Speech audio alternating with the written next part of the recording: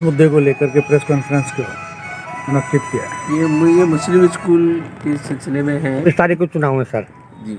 और अब तक की कमेटियों ने इसमें क्या तरक्की की, क्या प्रोग्रेस की स्कूल के बारे में? देखिए साहब, कमेटी में पहले तो शुरू में तो डॉक्टर हबीब साहब ने बहुत काबिश की और मेहनत की। उसके बाद में वो उनसे काम नहीं हुआ और वो स्कूल जो है वो जिस हालत में था वो आपको भी मालूम है। और उसके बाद एक नई कमेटी आई जिसमें मैं भी एग्जीक्यूटिव मेंबर था और उसके साथ हमने काम किया 2019 से। जी, 2019 से हमने काम किया वहाँ पर। और उसमें हमको उनका विज़न नज़र नहीं आया उन लोगों का। उन लोग को कॉन्फिडेंस नहीं था, उन लोग को एजुकेशन की कोई नॉलेज नहीं है, उन लोग को एजुकेटेड लोग उनके पास है नहीं। मैंने जहाँ तक एनालिसिस यही किया, फिर उन्होंने चाहा कि इलेक्शन नहीं हो, हमें कोविड में टाइम नहीं मिला, हम इसको एक्सटेंड कर देते हैं। तो मैं और असलम हम दोनों ने हम एग्जीक्यूटिव मेंबर थे, हमने कहा नहीं, इलेक्शन तो होने चाहिए। और जब ये इलेक्शन हुआ तो 1,30 लाख रुपए करीब जमा हुआ। और ये हमने जब इलेक्शन चाहा तभी तो 1,30 लाख रुपए जमा हुआ। अदरवाइज़ तो वो तो चाहते थे उसको एक्सटेंड कर लें। और हम ये चाहते थे कि स्कूल में अच्छे लोग आएँ, IAS, IPS, एजुकेटेड लोग और अच्छे लोग आएँ। और जो जिनका विज़न नहीं है वो स्कूल कैसे चला सकते हैं? वो सिर्फ स्कूल में रहने के लिए, स्कूल में अपना बर्चास्त करने के लिए या अपना पॉलिटिकल कैरियर बनाने के लिए स्कूल में और जगह भी वो काम करते हैं। तो ये कोई यंग्स को देना चाहिए, एजुकेटेड लोगों को देना चाहिए, IAS रिटायर्ड लोगों को सेक्रेटरी बनाना चाहिए, उनको प्रेसिडेंट बनाना चाहिए। और कौम तो पैसा देती है।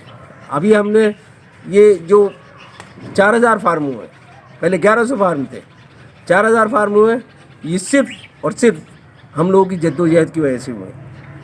अगर हम इसमें इलेक्शन नहीं चाहते तो 1,40,00,000 रुपये, 30 लाख रुपये जमा नहीं होता। ये 1,40,00,000 रुपए जो मेंबरशिप के हैं सर, वो आए हैं या अलग से? सिर्फ मेंबरशिप का हुआ है। मेंबरशिप। और अगर मेंबरशिप का इतना पैसा हुआ है तो उन्हीं लोगों के साथ ये चाहते हैं हमने मिल के काम कर लिया। मिल के काम नहीं हुआ है, उसमें उन्होंने अपने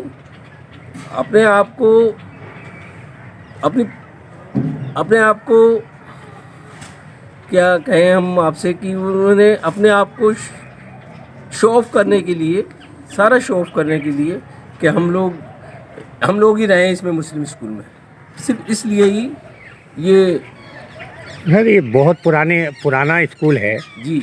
और मुस्लिम स्कूलों में मुस्लिम कौम के लिए ये बहुत पुराना स्कूल है जी। इसके बाद में दूसरी समाज के लोगों ने छोटे छोटे स्कूलों को कॉलेज बना लिए और उन कॉलेजों की यूनिवर्सिटी बन गई।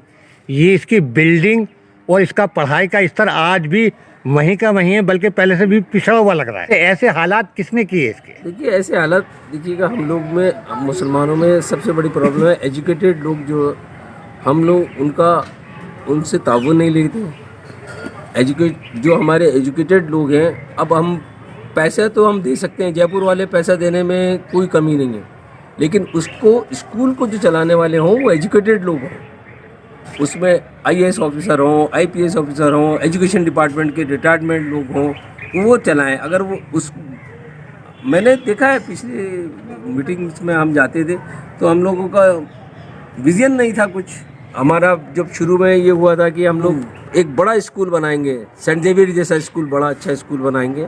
और मैंने पहले इस स्कूल और एक दूसरा और मॉडर्न स्कूल का सर्वे भी कराया था हमारी कमेटी को। तो उन्होंने कहा ये बिल्डिंग बना के क्या करेंगे?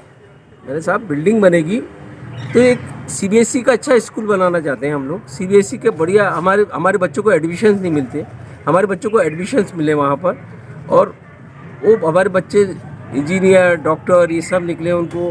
क्योंकि अब आम तौर से ये प्रॉब्लम हो गई है हम अच्छे लोगों को भी अच्छी जगह एडमिशन नहीं मिलता है।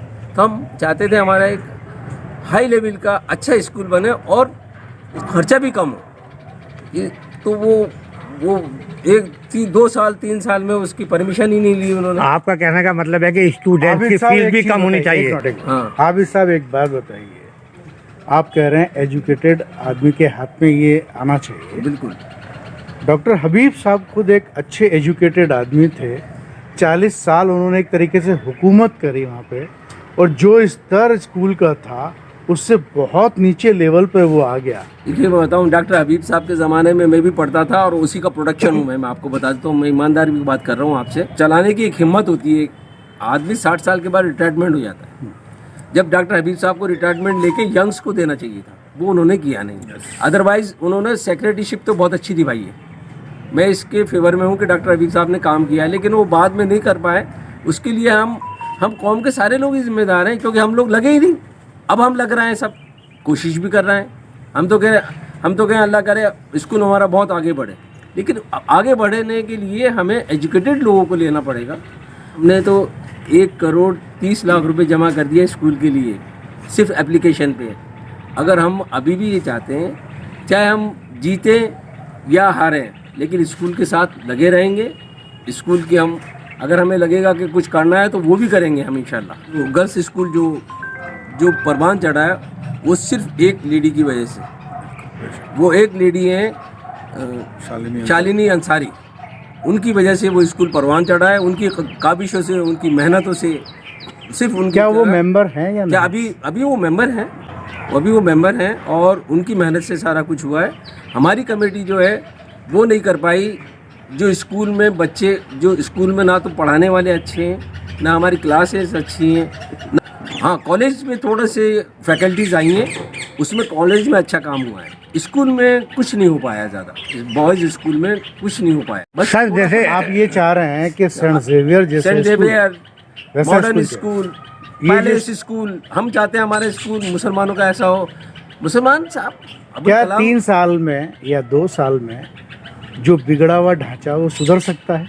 बिल्कुल सुधर सकता है अगर हम और लोग 2 कोशिश साल में करें। इतना बड़ा स्कूल बन सकता है? बिल्कुल, हमने विज़न रखा है। मैंने कहा था इसको मैंने पूरा सर्वे करके मैंने कह दिया था 2 साल में आप इसमें नींव रखिएगा, परमिशन लीजिएगा, और इसको नींव रखते ही फिर पैसा आएगा अपने पास, और हमें जो दिखेगा सो बिकेगा। और हम नहीं चाहा था कि इसमें मैं पहले इस स्कूल से वहाँ से गुलाम नबी साहब को भी लेकर गया, सर्वे कराया। उन्होंने कहा मैं 2 साल में आपका पूरा स्कूल तैयार कर दूंगा, इसमें CBSE की परमिशन ले लूँगा, सब कुछ कर लूँगा, और टीचर्स रख लेंगे हम लोग। उसके बावजूद इन लोगों से कुछ नहीं हुआ। ये कहते थे बिल्डिंगों से क्या होगा साहब। जब हमारी बिल्डिंग होगी तो हमारे बच्चे आएंगे, एजुकेशन होंगे, अच्छे लोग आएंगे, पढ़ेंगे उसमें। और हम खाली यही नहीं मुस्लिम, हम तो औरों को भी पढ़ाएंगे। ये सर प्रमोट करने के लिए जी। MP MLA कोटे से भी स्कूल कॉलेजों को पैसा दिया जाता है। उसमें कितने MP MLA ने मदद की आपकी, या कितनों से मदद ली आपने? हमसे अवेल करना ही नहीं आता, हमसे लेना ही नहीं आता साहब। MP MLA से लेना ही नहीं आता। और मैं बता दूँ आपको, मेरी बेटी है, वो मैंने इतना सा कहा था, बेटा राजीव गांधी स्कॉलरशिप है, तो उसको गवर्नमेंट ने 46 लाख रुपए दिए, और अभी वो लंदन में पढ़ रही है। लड़की ले सकती है 46 लाख रुपीज़। जो मैं भी I belongs to the Ramganj also, Ramganj की एक लड़की, तो एक मुस्लिम स्कूल में तो 10 लाख रुपए नहीं ले पाए किसी से, क्योंकि उनको लेना ही नहीं आता। रफीक खान ने दिए थे, वो लिए। अवेल करना ही नहीं आता। दरअसल प्रॉब्लम ये है कि वो जब एजुकेटेड लोग होते हैं वो उसी चीज़ को फुल अप करके ही ले पाते हैं। सर एक बात और, इसकी बात और सर एक मिनट और बात बताता हूँ। कौम इतनी कमज़ोर नहीं है। हम उन लोगों में से हैं कि हम झोली पसारना जानते हैं, और जब तक हम झोली नहीं पसारेंगे मुस्लिम स्कूल के लिए, हम लोग, कौम तो खूब देने को तैयार है। जब कौम ने हमको 1,30,00,000 रुपए दे दिया, तो हमें 20-30 करोड़ रुपए जमा करने की कोई बड़ी चीज़ नहीं है साहब। एक आदमी से काम नहीं होगा। एक आदमी से मेंबरशिप ले ली, एक आदमी से पैसा लेके मेंबरशिप बना लिया, और स्कूल में वहीं चलता रहे, बस मैं कि मेरी पॉलिटिक्स होती रहे, ऐसे नहीं होगा। कौम में जब तक कि हम कौम के पास नहीं जाएंगे कि लाओ साहब हमें चंदा चाहिए, चंदा लेंगे तभी कौम देने को तैयार है। कौम जयपुर के मुसलमान गिरे पड़े नहीं है साहब, लेकिन उनसे लेने वाला होना चाहिए। मैंने तो 30 साल पहले भी मेरठ के दंगे में 8 लाख रुपए जमा करे थे जामा मस्जिद से, और हम बांट के आए थे। स्कूल चलाने के लिए आदमी उधार नहीं लिए जाते हैं, स्कूल कमेटी के ही लोग स्कूल चलाते हैं, उधार नहीं लिए जाते स्कूल चलाने के लिए। और अभी भी कौम में ऐसे लोग हैं जो ये कहते हैं कि हम इस स्कूल को बग़ैर किसी तनख्वाह, बग़ैर किसी मेहनत के बहुत अच्छे अंदाज में लेके चल सकते हैं। जिसमें एक मैं नाम दे सकता हूँ आपको, गुलाम नबी साहब का। गुलाम नबी पहले से स्कूल चलाते हैं और वो कहते हैं सब हो जाएगा। और हम एक बार नियुक्त करें, कोशिश करें, सब मिल के करें।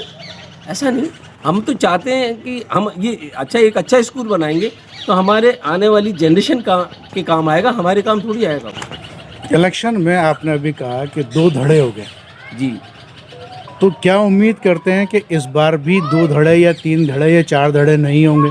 4 तो वैसे ही हुए हैं, 4 तो हो ही गए। अभी जब ये हाल है तो आगे जब ऐसा होगा तो किस तरीके से हम तो कह अल्लाह करे वो 4 धड़े भी हो जाएं, लेकिन स्कूल का कुछ बेनिफिट तो करें साहब, स्कूल का कुछ बेनिफिट तो करें। हम तो चाहते हैं चलिए हम बाहर हो जाएं, हम तो हार गए, चलिए हमारी हार में भी जीत है साहब, ये बता दूं मैं आपको। हमने क्योंकि 1 करोड़ 30 लाख रुपए जमा करा है, हमें ये भी मालूम है कि जयपुर से 20 करोड़ रुपए कैसे होगा। आबिद साहब, जिस तरीके से आपने एप्लीकेशन फॉर्म पे 1 करोड़ 30 लाख इकट्ठे किए, क्या आप लोग जीतते हैं, आपका ग्रुप जीतता है तो आप उन टीचरों की जो बकाया तनख्वाह है वापस दिला पाएंगे या दे पाएंगे, जिनकी सालों से तनख्वाह नहीं गई है अभी तक? जी साहब, सबसे पहला काम अगर होगा ना तो सबसे पहले ये लीगल काम होगा। ये एक लीगल काम है और इसके नियर अबाउट हम पहुंच भी चुके हैं और बता दें हम आपको। इसमें हमने गवर्नमेंट से भी बातचीत चल रही है इस सिलसिले में और करिए, असलम साहब ने बात करी है, वो बता दूं आपको, और वो नियर अबाउट हो चुका है वो काम, इंशाल्लाह हो जाएगा। अगर हम जीते या हारे वो काम तो वैसे भी होगा इंशाल्लाह। सर एक सवाल हो रहा है आपसे, इस मुस्लिम स्कूल की दुकानें बहुत सारी हैं जी, मैं छोटा सा सवाल कर रहा हूँ, छोटा जवाब दीजिएगा सर। मुस्लिम स्कूल की बहुत सारी दुकानें हैं, कई लोग जो पुराने किराएदार थे उन्होंने 500 रुपये में दुकान किराए से ली है, 30,000 रुपये में दे रखी है। इसके लिए अब तक की कमेटी ने क्या एक्शन लिया? देखिए साहब, एक्शन तो कोई लीगल सेल तो बनाया नहीं। अब 2-3 लोग काम करते थे, अब उनसे कुछ काम मेरे हिसाब से तो काम हुआ नहीं, बस पैसा आता रहा। अगर हम इसमें लीगल उनको नोटिस वगैरह दे देते तो बहुत बेहतर रहता।